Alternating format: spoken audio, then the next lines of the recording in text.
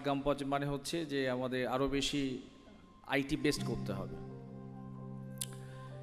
ত্রিস্তরীয় পঞ্চায়েত ব্যবস্থায় প্রায় সুদীর্ঘ 30 বছরের কাজের অভিজ্ঞতা থেকে আমি বলছি যে 3টি স্তর আমরা বলি ত্রিস্তরীয় পঞ্চায়েত ব্যবস্থা। এই 3টি স্তরে ঠিক 3টি উদ্দেশ্য আমাদের আছে, প্রধান উদ্দেশ্য। এই পঞ্চায়েত ব্যবস্থাপনায় আমাদের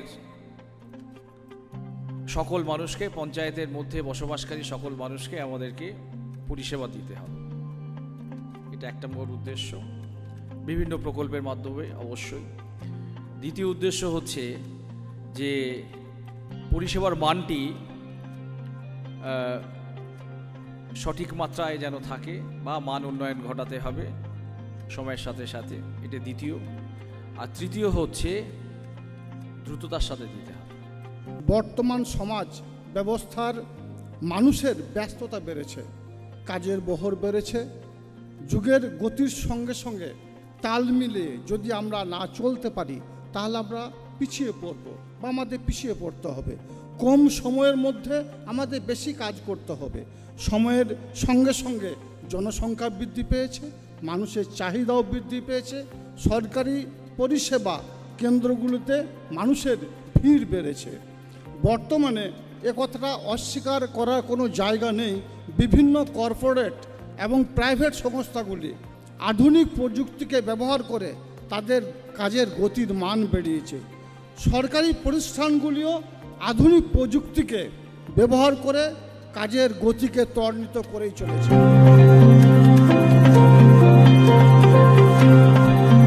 বছরে আপনারা দেখেছেন যে আমরা প্রায় 30টা অনলাইন সার্ভিস চালু করেছি, প্রায় 30, এবং আগামীতে এই বছরে এই যে ফিনান্সিয়াল ইয়ারটা আছে, আগামী মার্চের মধ্যে আরও 16টা সার্ভিস আসছে।